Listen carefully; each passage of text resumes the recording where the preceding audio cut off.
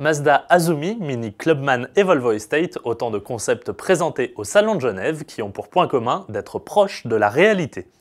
On vous les présente tous en ce jeudi 6 mars 2014.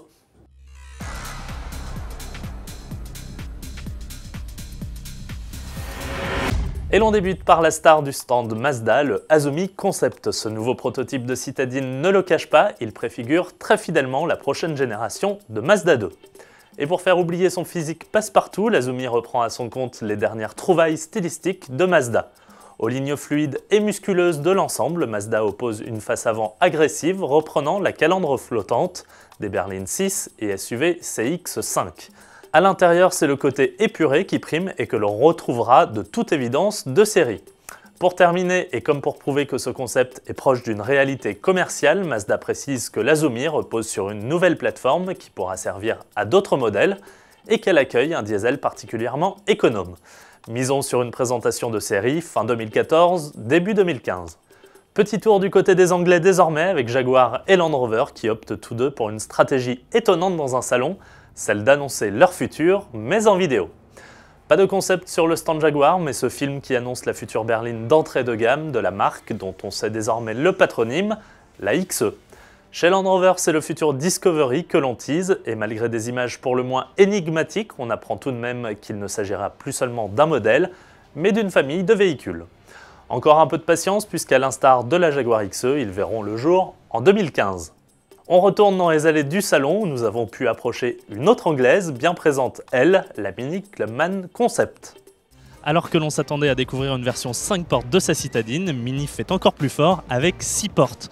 La firme britannique nous présente en effet ici à Genève son Clubman Concept et réinvente le break compact.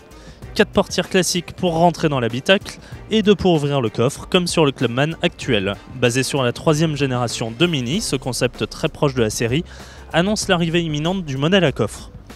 Nouveauté à venir, ce nouveau regard à l'arrière pour la première fois horizontal qui cache une malle plus grande. Et sur ce concept, il intègre même une vitrine pour ranger son costard. L'habitacle quant à lui allie simplicité et futurisme, le tout aux couleurs du drapeau anglais.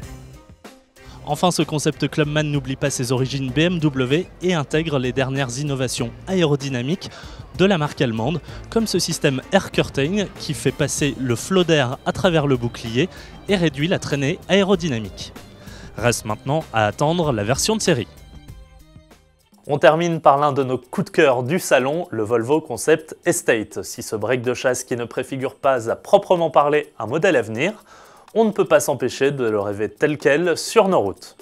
Mais avec ce nouveau prototype Volvo, c'est le futur stylistique de la marque qui s'écrit ici.